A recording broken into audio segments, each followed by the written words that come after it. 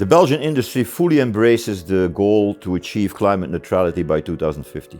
But to make that happen, we need to break the energy code, and that requires three types of actions. One is we need a truly holistic, integral, all-encompassing industry and energy strategy and a roadmap that allows to deliver on three requirements. One is affordability of energy, which has everything to do with competitiveness and dealing with the level playing field requirements in Europe. Two, it's about the adequacy of the energy mix, which needs to be future-proof and therefore needs to cover and nuclear and hydrogen and renewable.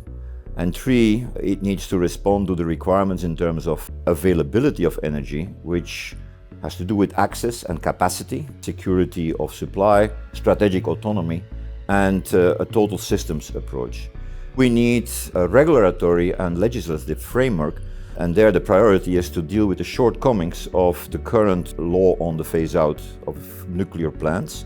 We need to strive for an optimal combination of electrons and molecules in order to fire on all cylinders, because in that respect, technology neutrality is a key to achieve climate neutrality. Decarbonization very often in industrial processes passes through electrification. And so in order to electrify the industrial processes, we will need enormous volumes of decarbonized, of carbon neutral electricity in the future. Renewable energy can deliver part of that electricity, but we will need an additional technology. We will never be at the same time competitive and have security of supply with renewables only in Belgium.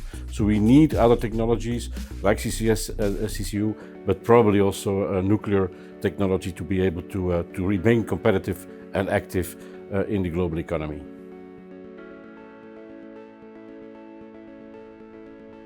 If we start everything today and to launch a program by 2035, the first SMR could be implemented and in full operation. Why? Because it needs 4 to 5 years to build an SMR and the rest for building and licensing the whole concept. I think the answer is both at the political level and the market level.